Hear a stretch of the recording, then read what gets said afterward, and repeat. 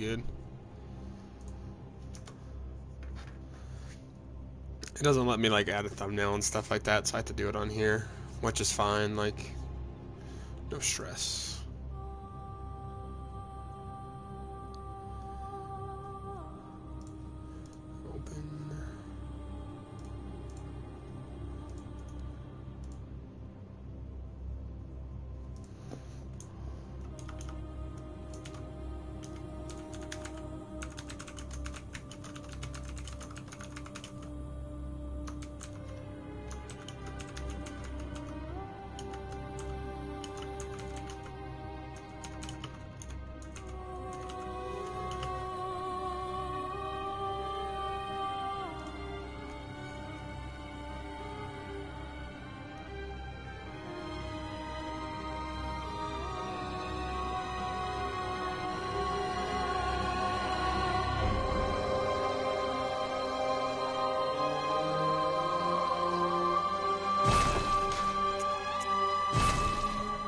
Click new game. Oh, yeah.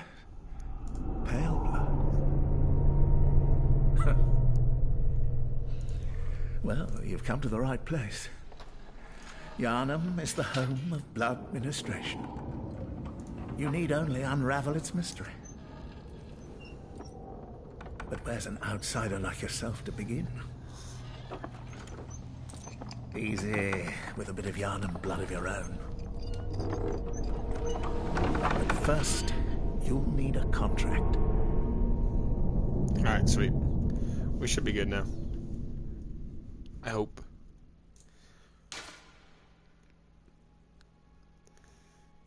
I gotta change that title though, because I misspelled that.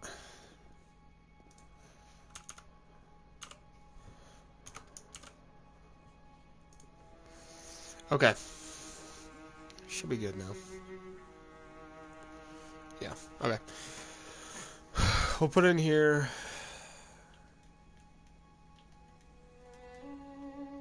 Put in here, that's the guide. Honestly, when it comes to like looks and stuff like that, it doesn't really matter in this game. If you're really concerned, which I don't think you should be, like just do very slim. That'll make your character really small. But it shouldn't really matter, realistically. So we're just gonna do standard. We have a couple of cool favorites we have saved. We'll just run this one, I guess. Because why not? Make us look like Alfred. The stats is where it kind of is going to change from like... Just depends on what class you're trying to go for. If it's your first playthrough, it's always a good idea to take military veteran. It has a very straightforward build with high skill and high strength, and a solid amount of vitality and endurance. Most of these other builds, like this one with high skill, high blood tinge, these other ones with like high arcane, it just depends. Like I really wouldn't recommend anything other than military veteran or like maybe lone survivor as like your starting class, because these are more so meant for like builds if you're really trying to get an early start. And military veteran, you can still really go anywhere you want with it. So we're going to take military veteran. We're going to start out with the saw cleaver, and then we're going to switch over to the boom hammer later on. So should be fun. We'll go ahead and get started. I'm going to try to show most of the items, like most of the armor sets, stuff like that. We'll try to get a lot of the items on this. We are going to use chalice dungeons. So if you don't have access to PlayStation Plus, you can still do chalice dungeons and get the platinum, but it's a lot better to have PlayStation Plus because then you can search up chalice dungeons and you can find a chalice dungeon that you can use just to like cheese the game. So we won't use it right away, of course. We'll showcase like the first couple of bosses without any glitches or cheats or anything of that nature. But then from there we'll kind of expand what we're doing. All signed and sealed. Now, let's begin the transfusion. Oh, don't you worry. Whatever happens, you may think it all a mere bad dream.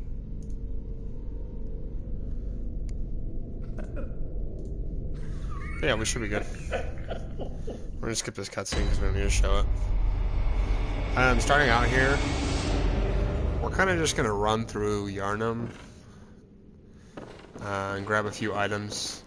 You can realistically, by the way, you don't have to fight any of these enemies. You can just grab the upgrades and run. I would recommend trying to fight some of the enemies, though. Like, not this werewolf right here, obviously. But it's good to fight some enemies so you know what's your gameplay mechanics look like. Avoid that guy there. We don't have any weapons, so it's not worth it for us to try to fight him right now. If we're quick enough, he should just leave us alone. Yeah, he's gonna leave us alone. Sweet. Got the bullets here. We got a couple blood vials on the left. Blood vials are your heals, and then quicksilver bullets are gonna be for your gun later on, which you use not so much for damage unless you have like the Evelyn and a really high blood tinge build. It's not really worth it to upgrade your gun at any point because it's usually just meant for viscerals. We're going to grab this ladder right here. And then we're going to grab these items. Some blood vials right here, and there should be some Molotovs there. It plays like most Dark Souls games in the sense that your objective is to not get hit, right? If you do get hit, though, if you attack quick enough, you can regain some of your lost HP. Depending upon how much damage you take, you can either regain the full amount or at least a portion of it. We're going to click this lamp right here, and then we're going to return to the Hunter's Dream, click yes. Once you activate a lamp and click yes to return to the Hunter's Dream, you have iframes. So if you're next to a lamp, you can quickly click it. Also, it's different from other Dark Souls games in the sense that as long as...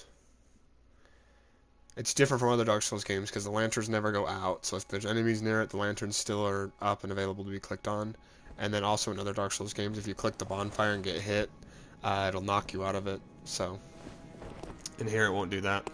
Anyway, this the Hunter's Dream is just going to be where we level up. We're going to grab the Saw Cleaver. The Hunter's Axe isn't bad if you're going for strength. I wouldn't recommend the Threaded Cane at any point in time. For a starting weapon, even if you have higher skill, it's still better to go for the Saw Cleaver until late. That might be worth it. I mean, you can still do a build like that. This right here is a shotgun. This one right here is the pistol. I recommend taking a pistol. You can still hit viscerals with the shotgun, but it's not really worth it. Anyway, there's nothing else we can do here. We're going to wake at Central Yarnum. That's the lamp we just got. We'll get some of those people from yesterday to join us. I'm not like super concerned if they don't, by the way. I'm obviously just doing this for the sake of newer players who play the game. But yeah. This should be pretty straightforward. This game isn't too difficult. There's a lot of guides out online. This game's been out since 2015. The DLC came out in like 2017. DLC is definitely a lot tougher than the base game, in my opinion. So I wouldn't really recommend touching the DLC. I mean, you can go into there earlier on to get weapons and stuff, and I think we will do that at some point, but it's not really worth it to rush the DLC bosses because they're very tough. Anyways, there's a couple of enemies here right now.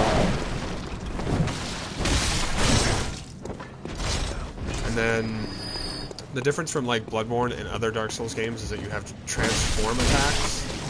So when I click L1 here, the Saw Cleaver opens up into kind of just, I guess, like a long sword almost.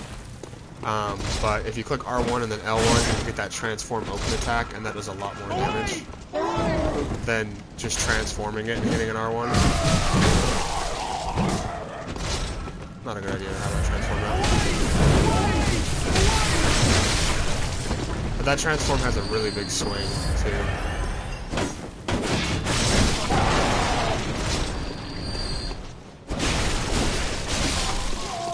There's a guy down here on the left there. He has a gem that he'll drop. It's not really worth fighting him this early. I'm not even going to bother fighting him. Because he has a giant axe, and a lot of his attacks kind of... You can't really stagger him unless you visceral him, so it's not worth it.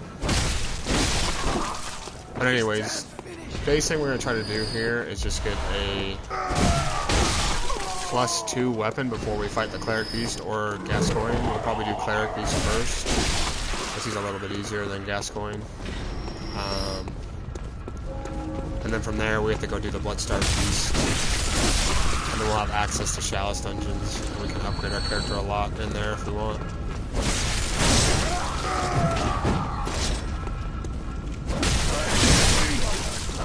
The transform attack into L1 gives you a lot of stagger damage. So you can kind of just knock them back with that. Like, see how we didn't even hit him with the R1 there, but we hit him with the transform and so back up. You don't realistically have to grab all these items, right? You can kind of just run through this if you really want. But I'm going to try to show where most of them are. I already know where all the Bloodstone shards are here and whatnot. Anyways, we're going to run up here, we're going to run past these guys, and we're going to target this guy right here with the gun. Then we're going to drop down and target this guy with the gun.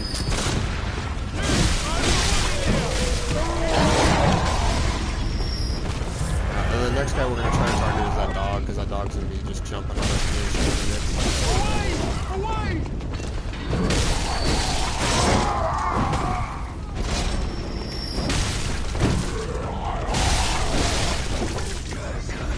Anyways, the best starting weapon is definitely the Saw Cleaver.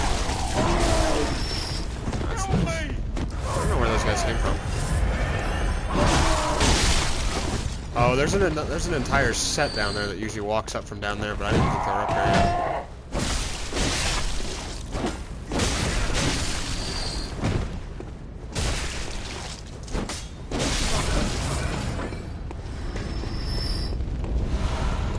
Alright. It's actually kind of good that this dog didn't target us.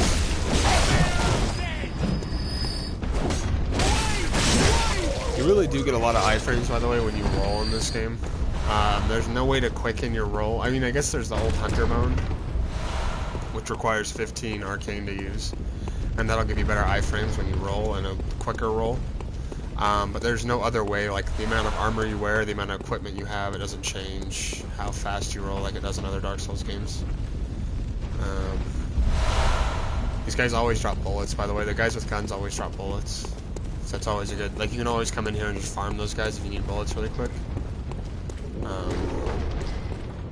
But yeah.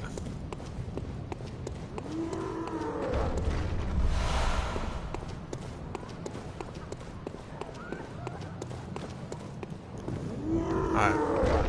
This guy won't hear us. Oh, he did. Anyways, we're gonna shoot him to parry / visceral him. You can visceral that one, but it's not really worth it. So the key to getting a visceral, by the way, is to shoot right before their attack lands. It's kind of hard to tell, but you'll get the gist of it after you do it a couple of times. And that'll make it so that they break their stance and like drop to the ground on their knees. And if you run up to them and hold R1, it'll give you the visceral. That torch isn't really necessary. You can use it for light. That's kind of like the only thing you use it for. There's a bunch of dogs up here, so we gotta be careful about these.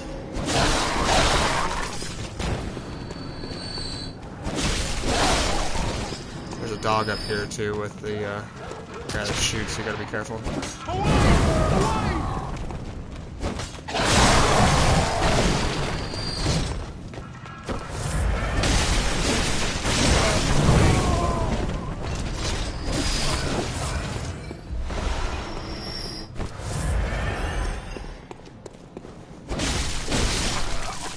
Let me look at my stats.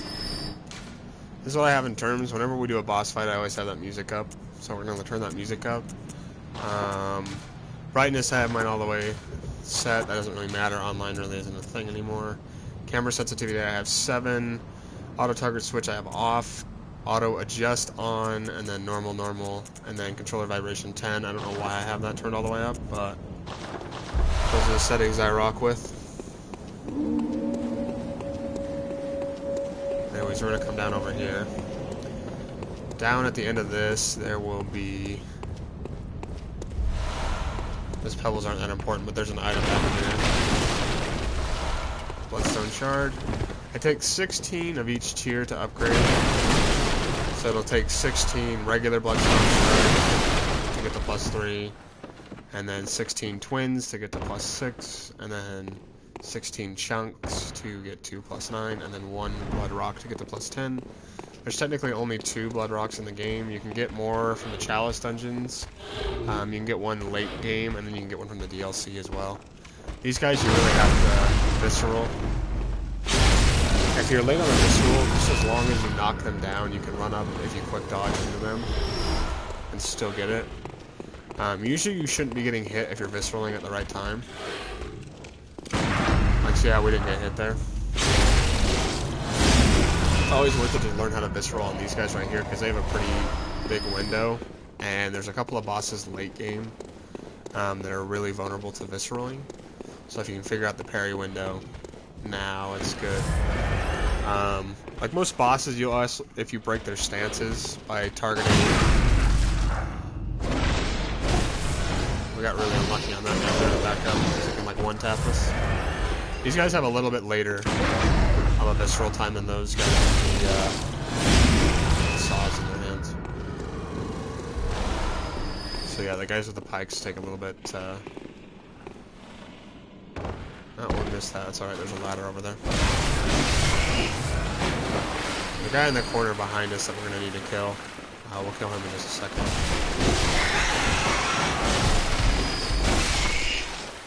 We don't want these rats sneaking up on us.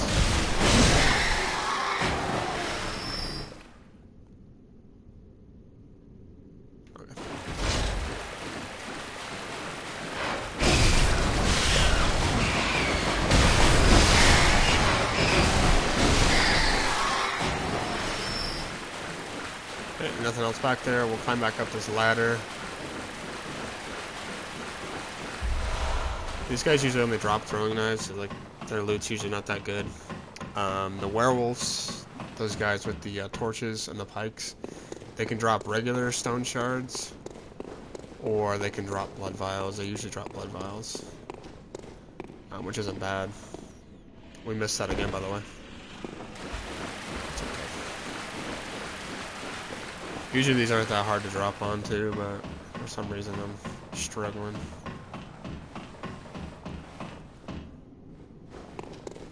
And try dropping down to it on the other side even. So that side's a little bit glitchy. Let's just walk straight forward and land on it.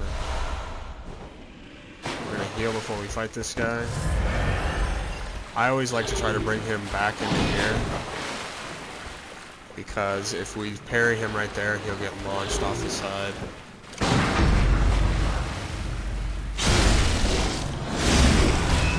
Just as long as you hold R1, it usually tends to give it to you. And it doesn't really matter where you shoot them at either.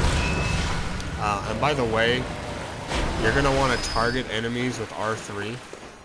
I didn't know that when I first played this game, so it was kind of a surprise. Anyways, this is the first armor set in the game. This is a really solid armor set. You can honestly wear this through the entire playthrough and have like no issues.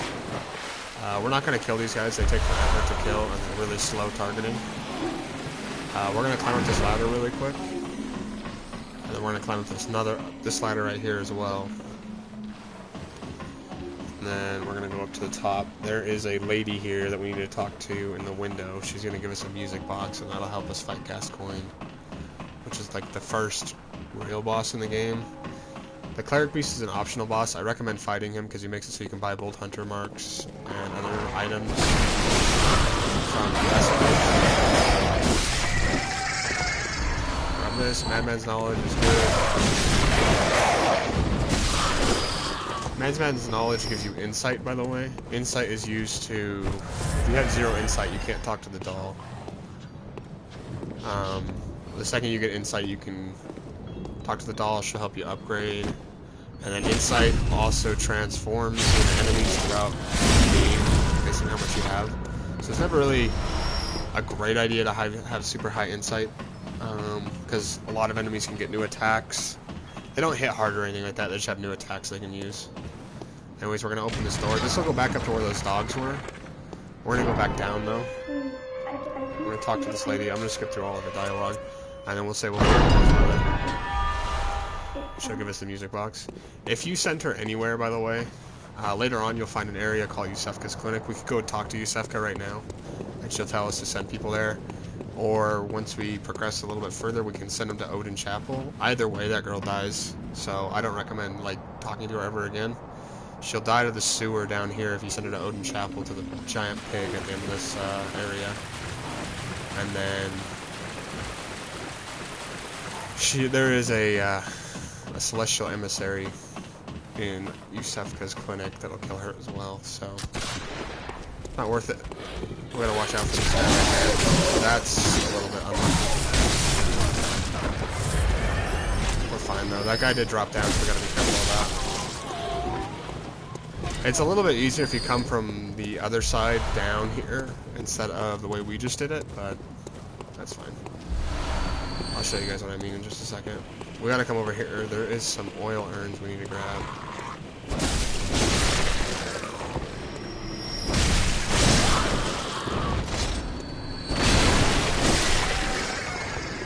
Where are they? Just gotta climb back up the ladder. Okay, that's not bad. I thought you should come over here.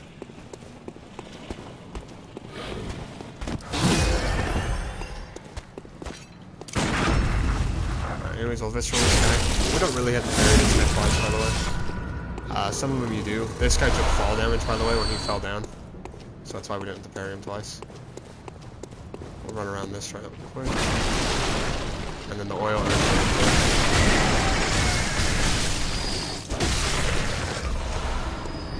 You can also attack their dead body, by the way, enemies' dead bodies, and you can still recover some blood from them if you still have the, if it's still there.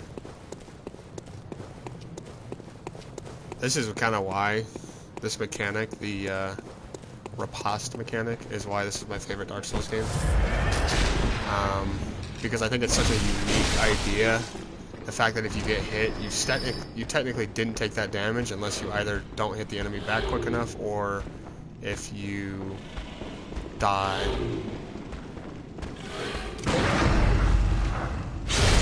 So technically when you get hit, you still have a chance to recover the HP you just got hit for. If not, it'll disappear. And you'll just have to heal it up. And then blood vials are different from other Dark Souls games in the sense, we can backstab this guy, by the way. If you go behind an enemy without them knowing you're there, charge R2. So hold down R2, and you can backstab on him. And then you can just click R1 again, and it's the same thing as a visceral, but from behind. Blood vials in this game are different than like Dark Souls in the sense that you have a set amount you can carry, which is 20. They don't replenish whenever you go back to the Hunter's Dream. You either have to buy them or loot them from enemies. We were a little late on that one, but that's fine.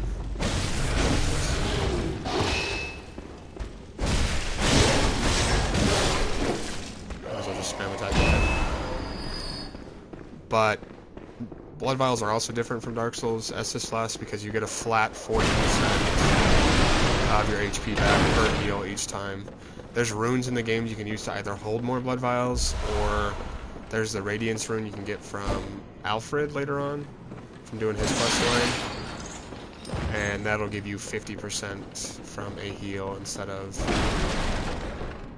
40%. So it's a little bit, it's not really that good for that Carol rune. Eileen here is who we need to talk to first. Her quest line is pretty difficult. The final boss you have to kill at the end of it is rather challenging. But she gives you the Hunter Carol rune, and that gives you increased stamina regen, which is like just overpowered in this game. Okay, when she says a hunter must hunt, we got everything we can get from her, and then talk to her again later. Anyways, we gotta drop down here. So one of these will be the Saw Spear, and the other one will be the a Bloodstone Chunk.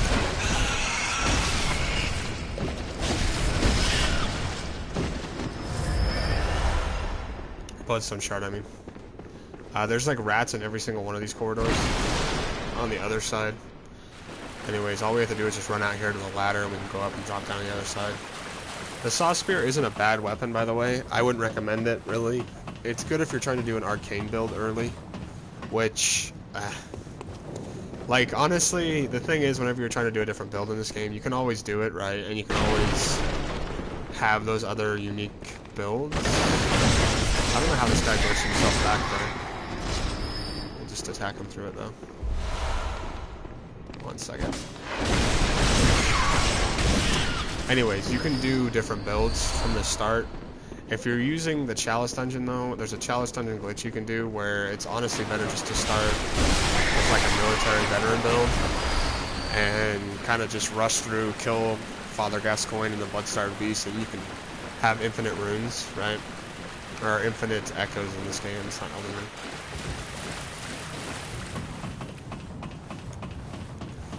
But yeah.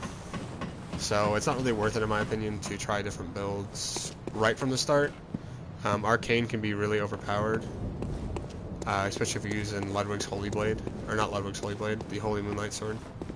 That's one of the strongest weapons in the game in terms of arcane damage, and stuff like the Tiny to Nitrous and other weapons can be really strong, but at the same time it's kind of not worth it. We're going to drop back down here in just a second. There's an item we missed by some crows up here that we need to run and grab, and there's like a shortcut back, so we'll drop down here before we progress too far. Actually, you know what? Let's go down this way first. We'll grab the shortcut from over here. This will be the shortcut to Father Gascoigne. There's going to be some crows that drop on our head. We're not going to worry about that. He gets down one more. Yeah, down here by this guy there is a Bloodstone chunk. Or Bloodstone shard, I don't know why I keep saying chunk. We're trying to get to +2 before we fight Cleric Beast and Father Gascoigne. These pigs will hit really hard. But the best thing you can do is just target them and then charge that to them, and then he'll backstab them, and then you can pistol and then just go immediately into a charge R2 again into a pistol. These guys always drop blood vials, or shiny coins, I guess, but they usually drop blood vials. Cold Dew Blood is like your Souls and other Dark Souls games. You click on them on your inventory and they'll give you a set amount of blood echoes, which are used for either upgrading your weapon or upgrading your character. It really only takes like less than like 100 to upgrade your weapon per bloodstone shards, so it's not really like meant to do that. You also have to repair your weapon if you don't upgrade it in a certain amount of time. Like I'll show it when we get to that point.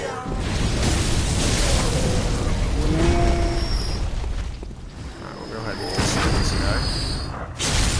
Also, if you get hit by an enemy and you do the visceral at the same time, it'll recover your lost blood. Usually it's a fat amount, so if you get hit by an enemy, as long as you immediately hit the visceral on them, you can regain all the blood you got that you lost. So like it's not even like there's no downside to being late on a visceral, because yeah, sure you'll get knocked back, but if you click circle immediately the second you can, roll into the enemy and pull out one and pull back all of the blood. Anyways, that's the shortcut right there to Gascoigne. Gascoigne's down past that bridge over to the left up there. We'll show it in just a second. We're gonna try to visceral these guys. These guys tend to cover each other pretty well. This too. If you are in a visceral, by the way, you do get iframes, so look, this guy won't really get us, and it'll also knock it back.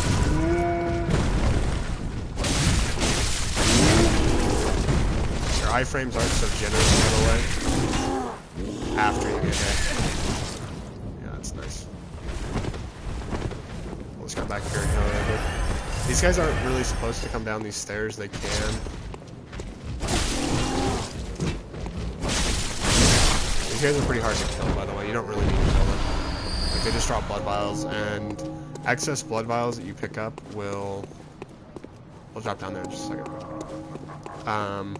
Excess blood vials and excess bullets that you pick up will just go into your storage, and the next time you die or go to the Hunter's Dream, you'll recover them.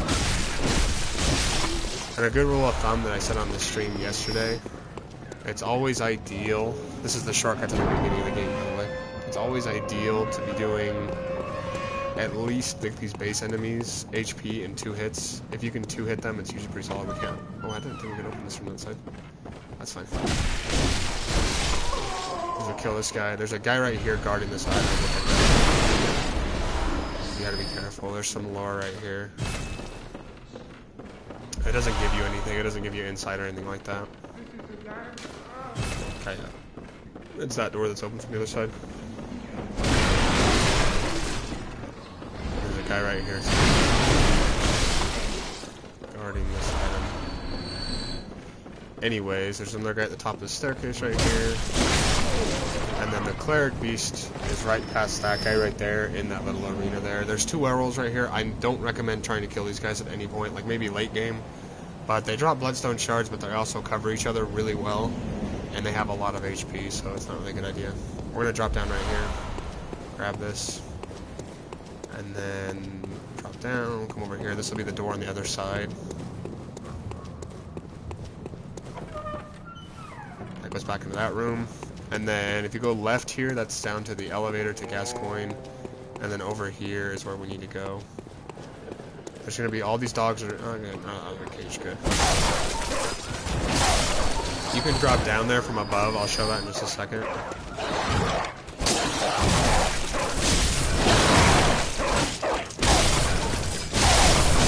You need to hit these dogs in these cages, by the way, because if you don't, they'll break out and attack you later.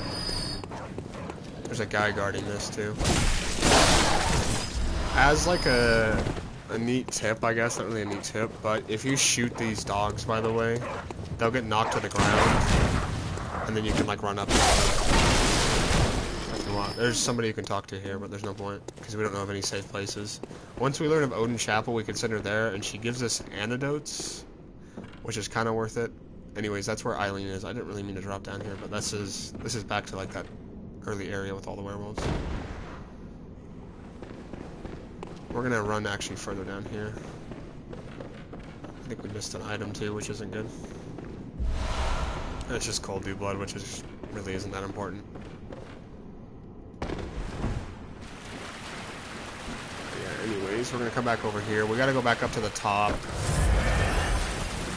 because there's an item we need to grab next to some crows. It's an oil urn, which will help us. The oil urns are throwables. They're like Molotovs in the sense of how they throw, but oil urn just douses an enemy in oil for like 30 seconds or something like that. I don't remember what the exact time is, but it increases damage with fire for a period of time. So if you're using like Molotovs, you throw an oil urn first, and then Molotovs will do a lot more damage than you would just regularly attacking them with Molotovs. And then in this game, each boss has quote-unquote a weakness, or they're a certain type of enemy. The first 2 bosses in the game, Gascoigne is just counted as a normal hunter, which is usually weak to arcane to start. But then he switches over to a beast in his 3rd phase, so then he becomes weak to fire. And that's why his 3rd phase can kind of be just quickly cheesed in a sense. Okay, we don't actually need to come up here. I'm rambling on. But yeah, there's a bunch of different weapon types and damage types. There's arcane, which you can get from the Augur of Ebrietas, which is something you can put on your weapon. We'll probably actually... I don't think we're actually going to switch over to the Boomhammer, actually, because I think if I switch over to the Boomhammer, it becomes more of a strength build, and then you can't also buff that, so... Let's not worry about that. Anyway, that's where the dogs are at. And that's where we came through originally. So we are going to run down here, and then run up, and we're going to run back to the Hunter's Dream and upgrade really quick. But yeah, there's arcane damage, which you can get from the Augur of Ebrietas. Or not... I think that's what it's called. No, it's the Phantasmal Shell. The Augur of Ebrietas is an arcane weapon. The Phantasmal Shell is what you can use to put arcane damage on your weapon for a short period of time. And then there's Fire and Bolt Paper. Fire obviously gives you fire. Lightning is for bolts. You can also just look it up before you fight a boss, which you're weak to. And you can either buy the crafting components. I forgot to take this before we talk to her. We're going to have to... She's not going to talk to us yet. We needed to take one of those before we came here. It's fine. We can just have to, we just have to go to the Cathedral Ward, or not the Cathedral Ward, Central Yarnum, and then come back. If you take that before you get here, though, or you see a boss before this, she will be there for you to be able to upgrade. And we need her because we have a couple of Blood Echoes we can use. But yeah, It's also a really good idea if you're playing this game for the first time to have the wiki handy. You don't have to go into in-depth and read about the lore and stuff like that, but just in terms of there's certain key items you need to upgrade or to have to be able to buy items from the shop. Like you need the Spark Hunter badge for the ability to buy whole paper. You need I don't remember what badge you need to buy fire paper, but you need said badges to buy those buffs from the shop. You can also find buffs throughout the world too. Since we have insight, usually you'd find a boss first, but if you use Madman's Knowledge, that counts as insight. And then that's for co-op. This one's for NPC co-op. Hello, good hunter. We actually don't need to talk to her yet. It's better to upgrade your weapon first so that you have enough. So you know how much blood echoes you have after. We're going to sell the saw spear. But for this, we're going to upgrade the saw cleaver with 3 bloodstone shards. And then we'll upgrade it again with 5, and then we need 4 more if we wanted to upgrade it to +3. We don't need to get to +3 right now. Plus 2 is fine. Whenever you upgrade a weapon, it increases just the base damage it does, but also with the higher tiers you get to, you'll see the attribute bonus down at the bottom right. Based on what letter you have, E being the lowest up to S being the highest, it goes E, D, C, B, A. The higher your skill stats or your damage stats are, so if we click on this, on our stats right here, you'll see how we have 14 strength and 13 skill. This weapon has a D scaling for strength and then an E scaling for skill. So as we upgrade that, and I think this gets up to C and then D. So this weapon would be good to upgrade both our strength and our skill, prioritizing strength over skill because it'll have higher it'll have a higher attribute bonus. It's always worth it if you're trying out a new weapon to look it up on the wiki what the +10 looks like. And the caps in this game, I would go at the highest 50 in vitality, but 40 is good for like all around. Endurance, I would go to 40 again as well. And then all of your other stats are hard capped at 50. So that means if you go past 50, you're just wasting points at that point. But yeah, usually what you're trying to figure out is what damage a weapon does, because like there's some weapons that have really good damage with blood tinge and skill, so it'd be important to upgrade your blood tinge and skill. And then there's certain weapons that are based on arcane. Certain weapons as well, when you look at them, the attribute requirement will tell you how much of said stat you need to be able to wield it. But yeah, it's pretty simple. I hope that makes sense. I'm trying to think about anything else. Oh, like I said, the durability will go down. Every time you upgrade your weapon, though, it fully repairs it. So you don't really you never really have to repair your weapon, but if you do, you'll just come in here, and it's usually like less than 100 blood echoes to repair a weapon. So it's really not that bad. And your weapon will also tell you when you're using it. It'll say your weapon durability is low. Your pistols in your left hand never really go down on durability. Like your pistol's never going to go down on durability. The torch and other items like that might, but like you don't really use the torch for damage. It's more so just for light. And then later on, you can use the torch, and some beasts will like back off of it. But yeah, we'll go ahead and use these cold dew bloods. Cold blood dews. These will just give us some blood echoes. The lower tier ones give you less. The higher tier ones give you more.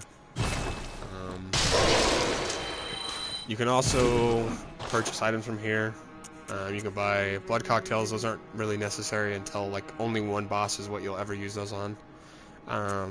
Throwing knives and pebbles are useless. Molotovs are pretty good against the first couple of bosses, but then they kind of temper out. Blood vials and heals you can buy from here. It's honestly better just to farm them from like that first area in the Cathedral Ward, because you can probably get at least like 20 per run through that area, so yeah. There'll also be a chalice dungeon when we look it up. We're going to sell this, by the way. Make sure you click sell, by the way, if you're selling something, because if you click purchase and hover over to the item and click on it, you'll be buying it, and they don't sell for nearly as much. We got the Saw Hunter badge, by the way. That allows us to buy the 3 starting weapons if we wanted to switch. This Yarnum attire is garbage. Don't buy it. I mean, you can if you're completing if you're gonna 100% the game, but there's never really a point. This the armor we have on right now is really solid in terms of defense. We can also sell the foreign garb. You don't really need to. The whole thing about this is you can... Whoops, I just dropped my controller. The whole thing about this game is you can keep every item you have. You don't have to sell any. You can just grind enemies for echoes. We're going to go ahead and sell these just because we can. And, like, we're never going to wear this stuff again. We'll always save, like, some of the other armor sets we'll get, we'll save. And the doll's attire we'll sell because it's just a cosmetic attire. Anyways, you can talk to her. There's no real point. She'll just tell you in lore. You click channel blood echoes, and this is how you upgrade. It'll show on the left right there how many you have, and then how much is required per upgrade. I always like just to dump all my stats into one and see how many levels I'm getting. So I'm getting 8 levels right now. So we're gonna put probably a fat amount into strength. We'll put 1 more into skill, 1 into vitality. We'll do 2 into endurance and 1 into vitality. Vitality's not super important as long as you're not getting hit. If you find that you're dying very frequently, it's never a bad idea to upgrade these 2 stats because these will help your overall survivability. But you kind of really want to focus on your damage stats to start out, just so the boss fights don't really become just a slugfest where it's just you trying to out-heal how much damage they do. We'll go ahead and do that for our stats. Carol runes we can't get till later, but you can have 4 Carol runes, and they'll give you different buffs. I'll tell you the ones that I like to use and which ones are kind of good, which ones just aren't really that worth it. Anyways, we're going to go to Central Yarnum now. So we now have upgraded our weapon. We've also upgraded our character as well. So it's always good to focus on that first. You can right now, if you want, you can go fight Gascoigne. I would recommend fighting the Cleric Beast first. Gascoigne's kind of, in my opinion, he's the hardest starting boss in any Dark Souls game. Like, just factually is, right? So it's always a good idea to kind of make sure you upgrade your character there before you fight him. But yeah, sorry if it seems like I'm just dragging on. I'm trying to give all the pointers I can because... What's up, Dats? I'm trying to give all the pointers I can because there were some guys during the stream the other day that didn't really know how to play the game, and I just want to share all my knowledge. But yo, Dats, what's up? If I hop on Siege later, by the way, I'll let you know. I usually try to let you know whenever I hop on it. I usually play in ranked or whatever, so. Let's kill this guy. Anyways, the first Cleric Beast boss is going to be up here. We've already grabbed all the shortcuts, so we can just practically run to him. He is weak to fire. Let's actually drop back down here really quick. We'll play right here for a second. We're going to equip the oil urns and then the Molotovs. We're probably only going to use a couple of these. We don't really want to burn through these. We want to save these for Gascoigne because he's a lot tougher. We're going to run past these guys right here, by the way. You can kill them if you want. You can. We just run past them. It's easy. The Cleric Beast here is pretty easy to see what his attacks are. I like to play it on his left side because he has a smaller arm. He does quick attacks and I can see him. But if you're going in for heavy attacks, play on his right side because he's got the bigger arm there. And then when you first start the fight, you can shoot his head. If you click R3 and then target his head, you can shoot it like 4 or 5 times. And then it'll crack, and that'll give you a visceral to start the fight, which is always good. I don't like to fight him in that corner because of that carriage right there, so that's how you switch, by the way. Just click up R3. There we go, we broke his head. Hold down R1.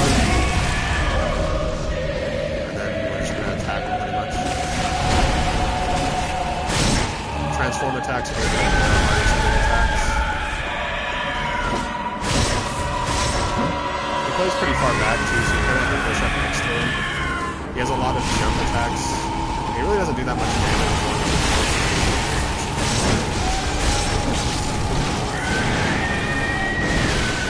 At a certain point in the fight, he's going to sit back and charge up like that. He'll do more damage when he does that. So it's smart to be careful about that.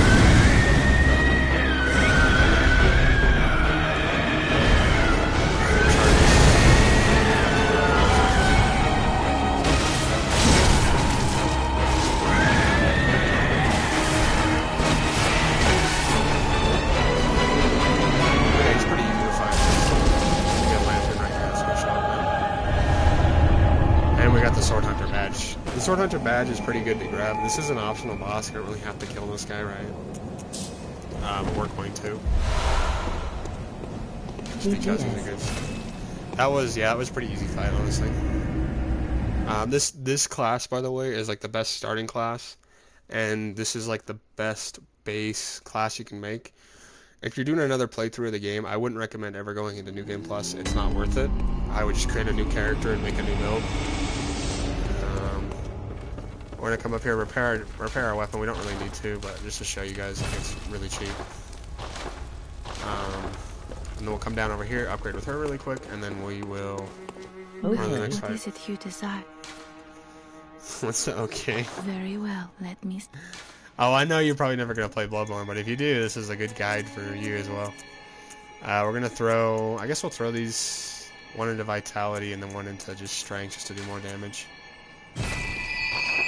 So Gascoigne here, by the way, we're gonna try... There's like 2 strats you can have when you fight Gascoigne. The best one is to just visceral his starting 2 phases, and then switch over to running up the staircase on the right, playing the music box to stun him. You can stun him 2 times, the 3rd time will aggro him, and it just only do it 2 times. If you do it a 3rd time, it's kind of GG's, because he'll be a lot stronger when you do it a 3rd time. But yeah, you can just click square on this, put it in your... quick items right here, and then the down arrow is how you cycle through these, through your quick items. So basically what we'll do is we're just going to run up to him. We're going to go to Central Yardum. Great Bridge is where, what's his name is? What are you going to be streaming for this week? For the week? I don't know. We're probably going to do Bloodborne for quite a while. I've been having a lot of fun playing this. So we'll probably do this. Hopefully we should do this in like maybe 2 streams, maybe 3. I'm going to show off a Chalice Dungeon glitch to kind of progress us through pretty quick, but I've been having a lot of fun on Siege as well as Fortnite lately with my brothers.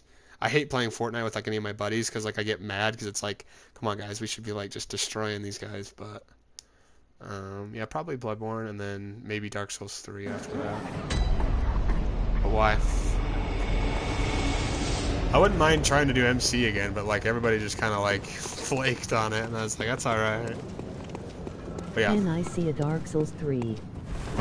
After this one, sure, I'll do Dark Souls 3. So yeah, it'll probably be like Monday I'll do Dark Souls 3. I need a platinum Dark Souls 3. I've done like every other Dark Souls game except for Dark Souls 3. It's just because I lost my save data on Dark Souls 3. And I just like, I've probably got to put like 100 hours of that game just to platinum it. Yeah, I'll do Dark Souls 3 after this. Anyway, it's not worth it to come this way. It's better just to go down the ladder and run past the pig. Because those guys are going to just stand there, and then there's a giant fireball. So we'll just run down this ladder.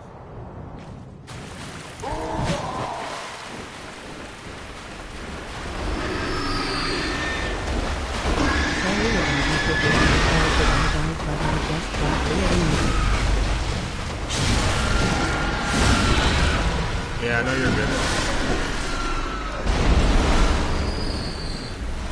It wasn't really your fault. Davey also wanted to do like creative and stuff, so it's fine. Like I'm not upset about it. You should re-download Fortnite, by the way. And I'm not saying play Fortnite on your own. You should just play it when my brother and I play it because we have a lot of fun. His lobbies aren't that difficult. There's a couple of guys in there that are sweating, but it's like they're pretty easy, honestly. Anyways, we're gonna run up here. There is a Bolt Hunter's mark right there. We don't need it, and those guys are really challenging to fight two on one. So yeah, we should be good here. It's always a good idea to make sure you have all the items you want before a boss fight equipped, and then you can visceral him, right? So right before attack, shoot. Sometimes his viscerals are really weird. But you can also just use the gravestones to your advantage and play behind him and then do your transform attacks. Or charge R2 with the axe. My dad unplugged something and it won't let me play online. Did you unplug the internet? I might play some Siege later with Snaky. Although, I don't know, man. I have been trying to play Siege and enjoy it. And I have fun sometimes, but then sometimes we go against, like, just... people running, like, Mira strats and casual. It's like, what the hell, dude? You're really gonna make me take a thermite and beat you? Like, This shop. You'll be one of them. This guy's got really good boss music, by the way, especially in his third phase. Something on the router. Something on the router. Bro, unplugged the Ethernet cord. Alright, he's very aggressive too, by the way. He spams his shotgun a lot. You can play behind the gravestones when he does that. We kind of need him to come over here.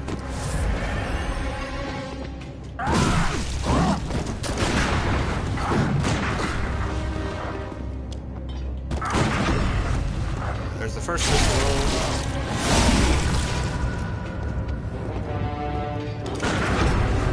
There's the second one. That means he's gonna go to the second phase when he says that. Voice line. Second phase is double axe. Oh, it sings to me. That's not gonna give it to us. That's enough to make a man sick. Hit him again.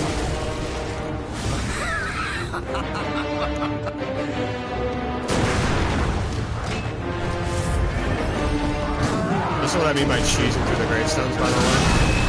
Okay. He can also hit you, so you gotta be careful. You can do that through the gravestones.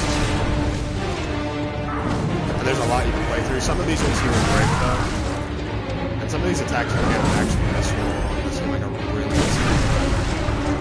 This one's like a good first. Just third phase, we're gonna run over this staircase here. Hopefully he doesn't hit you.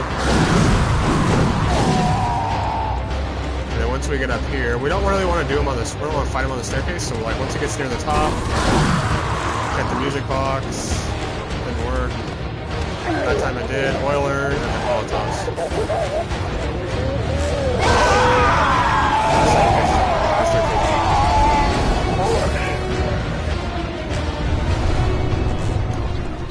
Yeah, Gascoigne's third phase can be really deadly, so that's why I really recommend if you're trying to fight him and win, use that Molotov strat at the end. Molotovs are based, or they scale off of arcane and strength.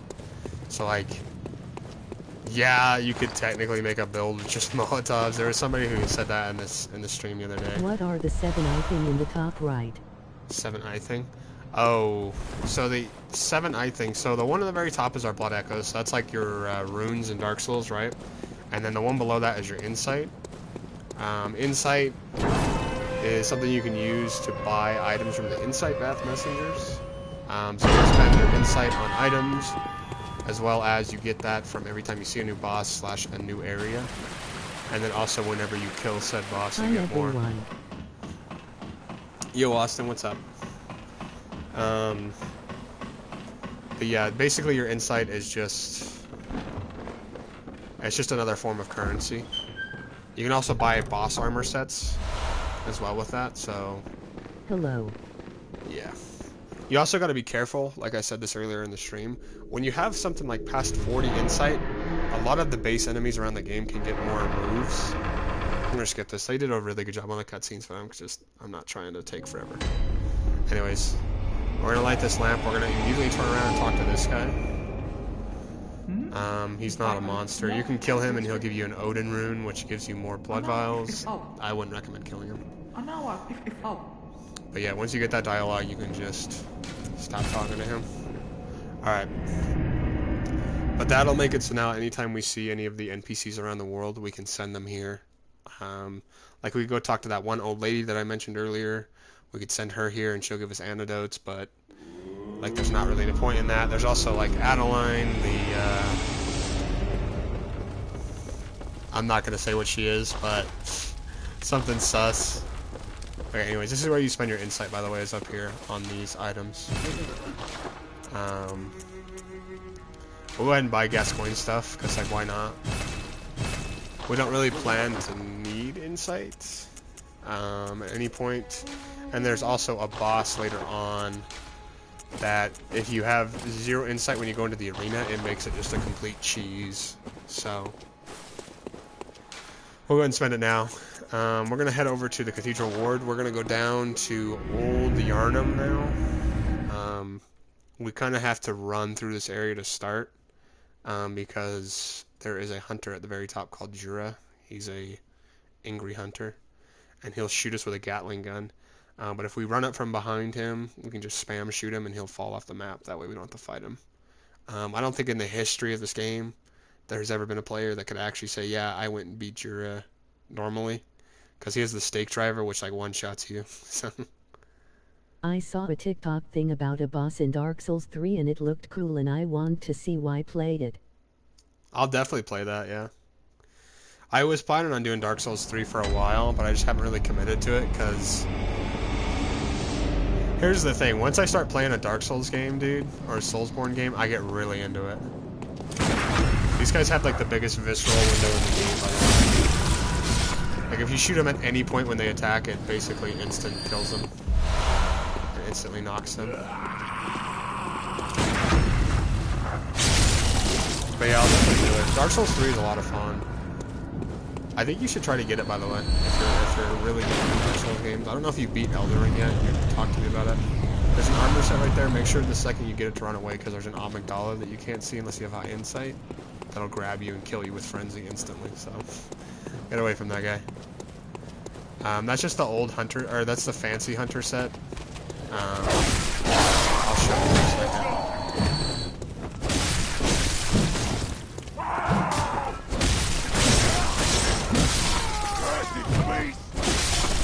Looks good. Looks cool. I'll put on the old hunter tire. Are you talking about Dark Souls 3? Dark Souls 3 is peak, man. The music in Dark Souls 3. Dark Souls 3 is, like, technically the second Dark Souls game. There is obviously a Dark Souls 2, but nobody plays that one because it's fan-made. I have a question about what game to Action get, cheeks. Dark Souls 3 or Bloodborne. It just depends. Dark Souls 3 is a lot of fun, and if you're into Dark Souls PvP, definitely get that one. PvP meaning player versus player. We're gonna grab this right here. Bloodborne, in my opinion, is a better game. I like it a lot more. It's definitely my play style of. It's like it was my first Dark Souls game I played, so I really enjoy it. But if you're trying to do PvP, definitely do Dark Souls 3. And Dark Souls 3 is a bigger game, so if you're trying to get a lot more content, then do that. But if you're into the gothic / Lovecraftian art style, meaning like giant bug-headed monsters and crazy beasts, so like European folklore, You're a beast hunter, this is aren't definitely your you? game. Anyways, we gotta talk to Alfred here. Why- This is the guy that my Take this. my avatar comes from, by the way. He doesn't have his helmet on right now. He'll put it on if you ever summon him or later I on. must go. But we're going to choose to cooperate with him, and then that way he'll give us fire paper, and that's also the start of his quest line. We're going to try to do most of the quest lines this playthrough. We won't do Adela's quest line, but we'll definitely do both Alfred's and Eileen's. So. Dark Souls 3 has cool boss cutscenes. Okay, I am getting Bloodborne then and thank you. Yeah, sure. The Dark Souls 3 does definitely have cool boss cutscenes. Make sure, though, before you get either one, honestly, at this point in time, you really kind of should get the DLC, especially if you're doing Bloodborne. Bloodborne's DLC is... There's some guy in the stream, he said he got it for like $10 or something like that. So it's not too expensive, and you can find the game for cheap at like GameStop or something. It's kind of like a... It's kind of deep. Me is dad. I'm not dad, bro. Alright, we're gonna take out our torch now. We need to make sure we have our gun equipped before we fight Jura up here. But yeah, the DLC for Bloodborne, by the way, which I'm gonna definitely show like all of it, is probably the only DLC I would ever recommend to anybody to ever buy, just purely because it's like a second game almost for Bloodborne. It's one DLC, and it's called the Old Hunters DLC. And it's really good. It gives a lot in terms of lore and stuff like that. But honestly, it's up to you. Bloodborne, I think, Don't is... let me out the basement. Quiet, you. But no, honestly, Bloodborne's a lot of fun. There's a guy over there we need to kill, but we're not gonna worry about it. Run back once. called Yarnum, burned and abandoned by men. He won't shoot at us until we get up here to the ladder. Skilled hunter. And yet, merciless. Wah wah wah wah wah wah wah wah.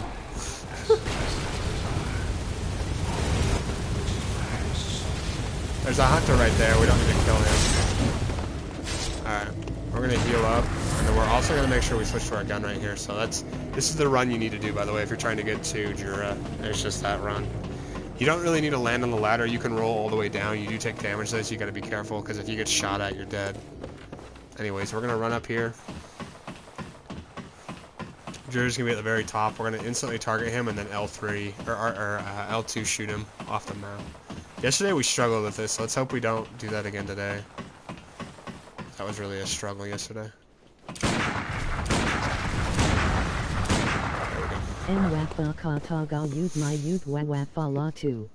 Okay, let's not break the AI.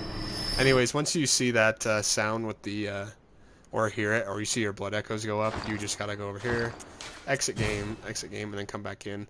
This is so that we can get his item at the top of the, so we can get his item. Laughing. Playing this right now doing FRC. What's FRC?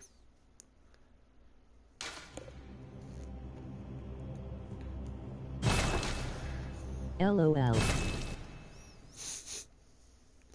Anyway, so we killed this guy. We cheesed his ass.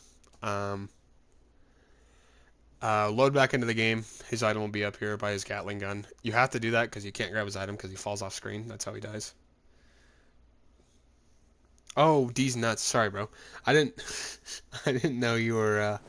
I thought you were Austin because I wasn't really looking at my screen. So I was like, oh, I was like, you just barely got the game? Because he said he was gonna buy it, and I was like, no way, he just got the game and is already playing it. But yeah. Anyways, that's the powder keg badge. We need that. TBHD if knitted HHJ, GSFHGSFDAWZRHJBHJFBHJ. Alright, we're gonna equip our torch, by the way. This area up here only has collectibles. Like, you don't really need these. Well, I mean, you need this item right here. Well, I am actually. That's awesome, man. If you guys need help, by the way, don't be scared to ask. I have enough hours for 5 people on here. Oh, we missed that jump. That's really unfortunate. We can go back up there again. That up there is the bloody messenger headband.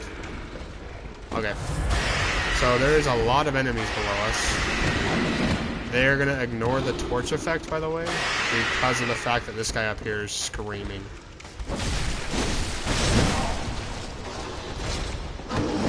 Gotta watch out for the grab attacks. This is a pretty good spot to kill him.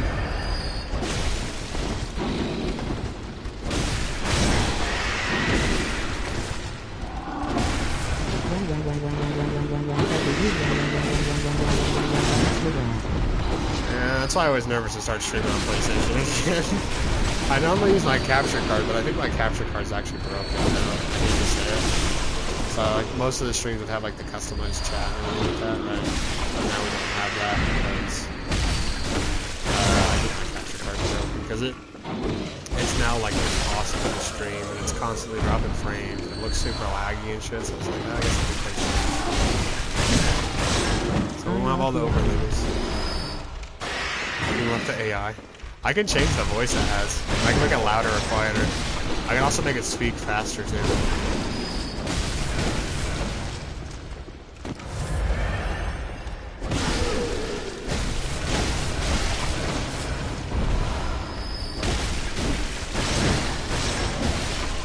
Okay. You don't really have to kill these guys, by the way. I'm just trying to show where most enemies are. How much louder, though?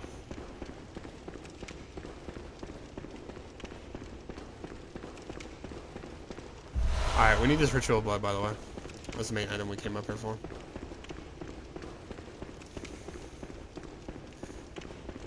Max? I'm not going to make it max, because you're going to say something racist, and I'm going to get canceled. Believe it or not, I've played with you before on Siege. You're not the nicest guy.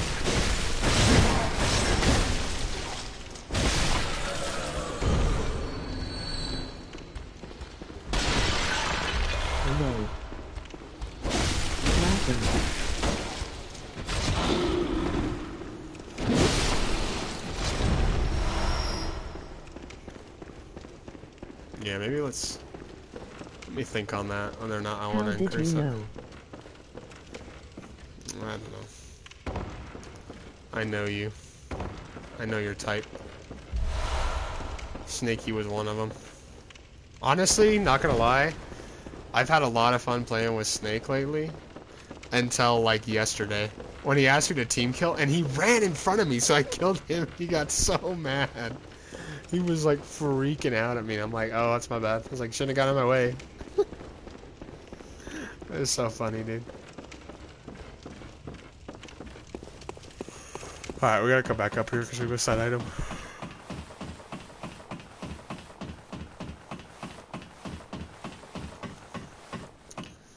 We're gonna get the Charred Hunter set, by the way. Laughing. It was really funny, honestly. It was peak. Oh, we can walk along this, actually. We're gonna drop down here. Heal. This jump is pretty hard to get, actually, but we got it. Because the jump in this game, by the way, it's not like it's not like Elden Ring where it's just press the X button. You have to run with circle, right? And then quickly tap circle to jump. It is so stupid. It's such a bad mechanic. And your character's got like all of like a 2-foot vertical, bro. Alright, anyways, we're gonna run. When you left to go play with your brother, he said something about giving up his left nut for some girl. What? Oh, dude. Oh, okay. I'm not gonna start any drama about that, but let's just say it's pretty funny. That situation is. Can we get an L in the chat for my mans? He ain't recovering from that.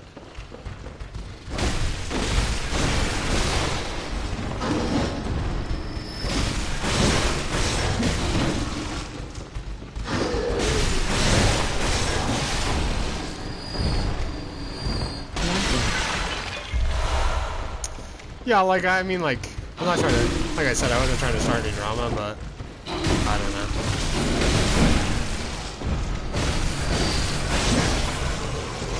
I hope it works out, but him and I are both very skeptical whether or not it will. Anytime these guys are about to attack, by the way, if you click L1, which is your stagger, they tend to stop. There's a lot of these guys in here. When you open a chest, you get iframes, by the way. So if like there's ever like a bunch of enemies around, you can click on the chest and it'll give you iframes. This torch also.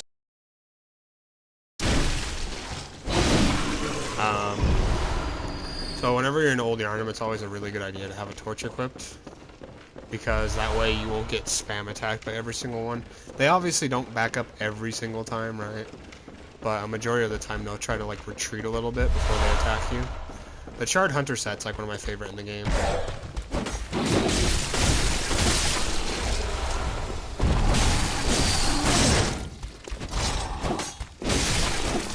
I wonder if we can kill this guy, because I don't know how he glitched himself over there.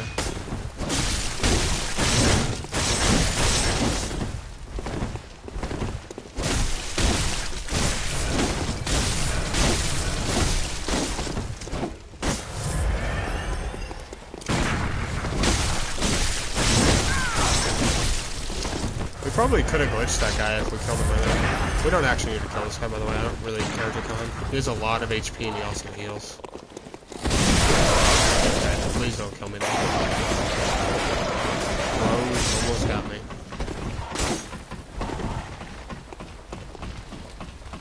Yeah, I don't know how he glitched himself outside the map, bro. What the hell?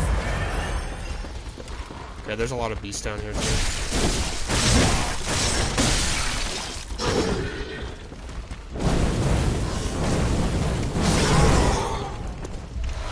We do damage with the torch. We don't have the hunter torch right now, which is what we need to grab here. The boss fight intro was like some kind of guy getting saved in the back with a long sword whip. Sword. The boss fight was like some fat guy stabbed in the back with a longsword. Oh, was it? Was it the first boss in the game? Like, is it the guy where you pulled the sword out? Iridex Grundir or Champion Grundir or something like that. And you pull a coiled sword out of his chest. I don't know. Well, who would know? I'm just kidding. I'm just kidding.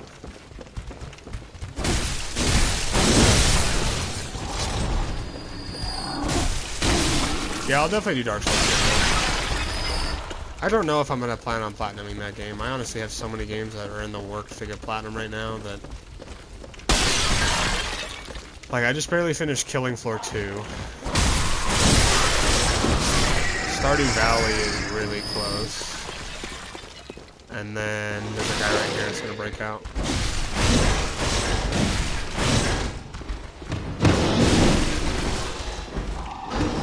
See, like, you see how they cover their eyes there?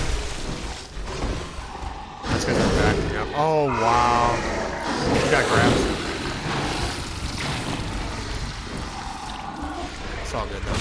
But the fact I had an axe and the real boss came from behind him and saved him and his sword turned red. We're gonna take an antidote since we got poisoned. That guy had an axe and the real boss came over from behind him and stabbed him with a coiled sword, turned red. I don't know what boss that is then. It might be like Slave Knight Gale or something like that. I've never killed Slave Knight Gale. I've never even really pushed into the DLC that far though, to be honest.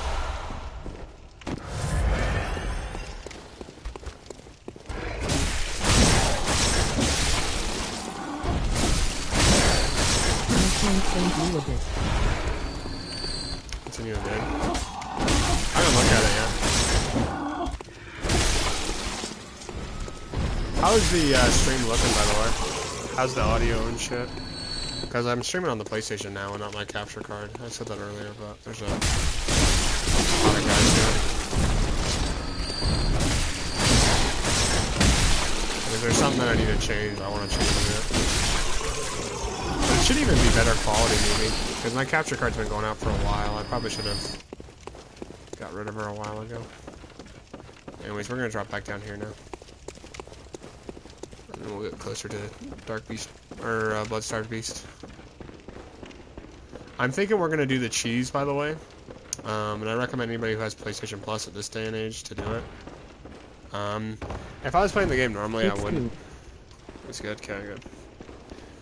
But yeah, if I wasn't playing this game for like the 17,000th time, I would like consider not doing it. But I think we kind of need to, time-wise, because if you don't do this glitch, you have to grind later. It just takes a while. It just takes a while, is all. Alright, so we're gonna come over here. Grab this. We're gonna come up here. This will be a door shortcut. We won't even use this door, by the way, for a shortcut.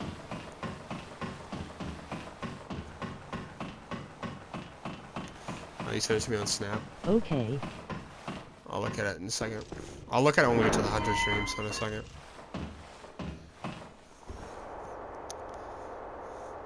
But yeah, if you want to play some casual Siege tonight, by the way, I'd definitely be up for that. Or I might be playing Fortnite with my brother. I don't know yet. So, probably a no to Fortnite though, honestly.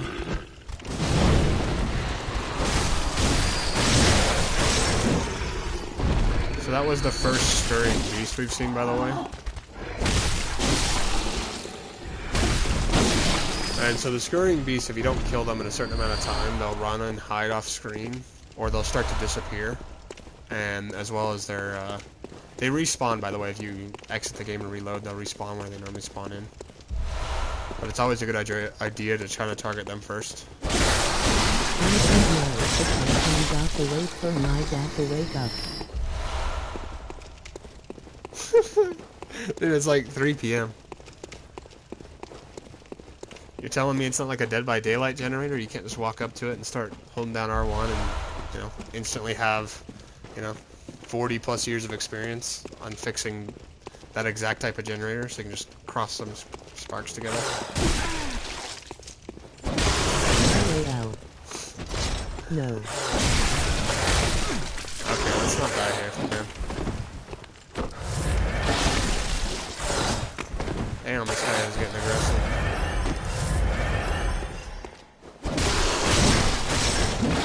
He got off work. You got I would say Saturday would be a pretty tough day to have to work. I've done my fair share of Saturday shifts, fair share of Sunday shifts. I've worked on Thanksgiving, shit like that, right? But that shit's just ass.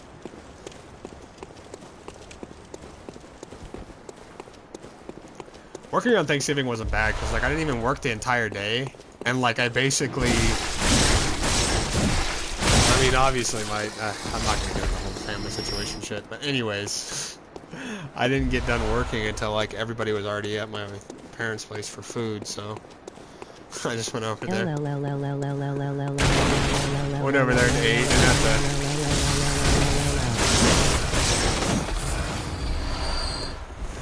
Oh, here we go. I can turn that voice off, by the way. So keep spamming it, guys. I'll turn it off. Laughing. Sanest. New. Stop spamming it. There's more fire paper there. That's good to grab. That's a shortcut back. And more fire paper right here, I mean. This will be good for this next boss.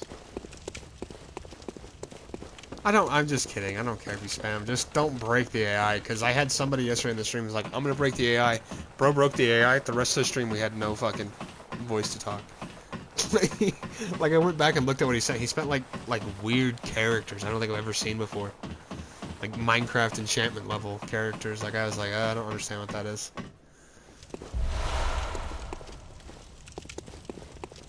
There's a gap here we need to target.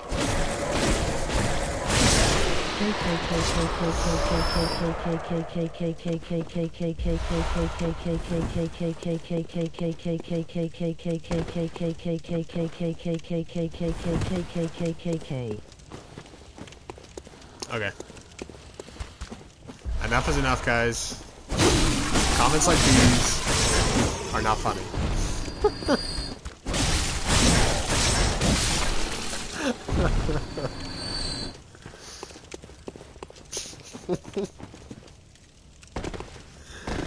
Jinxie when he said that. Alright, guys. Enough is enough. Comments like these are disgusting. Okay. Yeah, don't send those characters. That's what fucks it up, bro.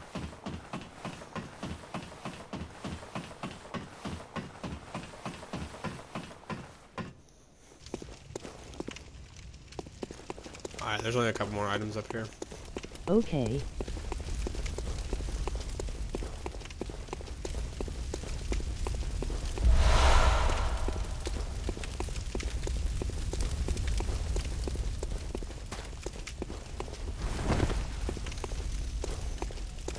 I think that's all that's up here.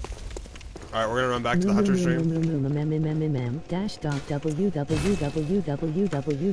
Oh my lord. Get rid of the talk to speak. For real, get rid of the talk to speak.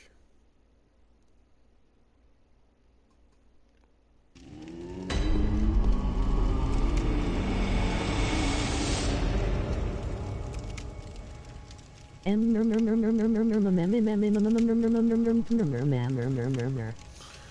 that's what's gonna destroy it, bro. Welcome home. What is it? Farewell, good. Let's upgrade our weapon to +3 first.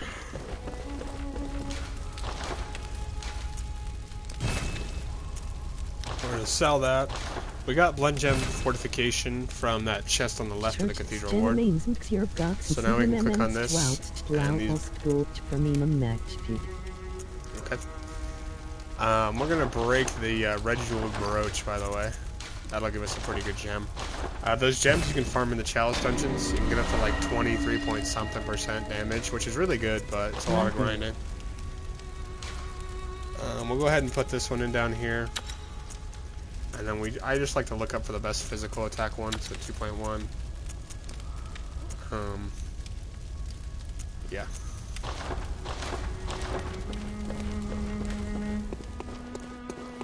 Anyways, we got the +3. Let's use this. And let's use this. Welcome. What? Alright, channel blood Very well. echoes. Let's see, we got 6 levels right now.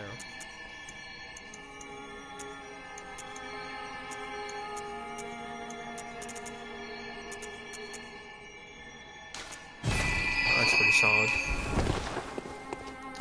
Okay, so for this next boss, by the way, Shard Hunter set doesn't come with a hanger.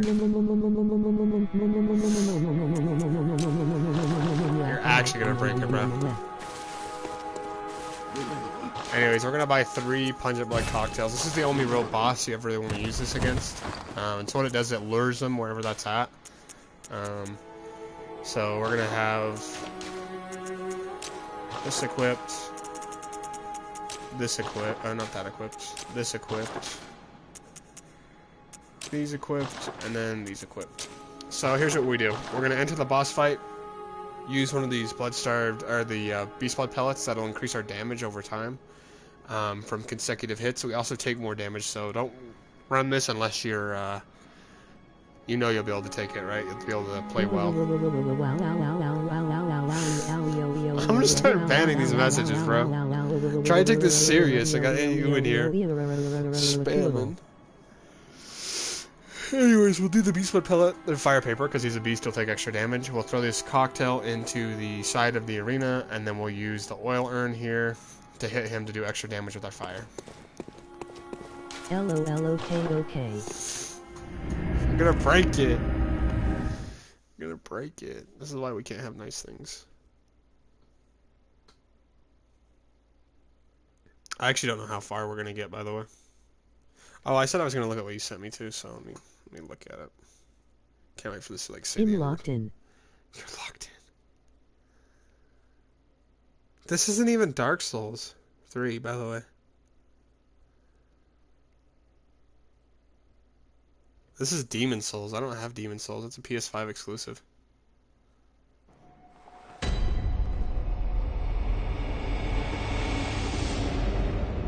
That's Demon Souls. I don't have that. Dark Souls does look good, though. Bro said he's locked in. Cap.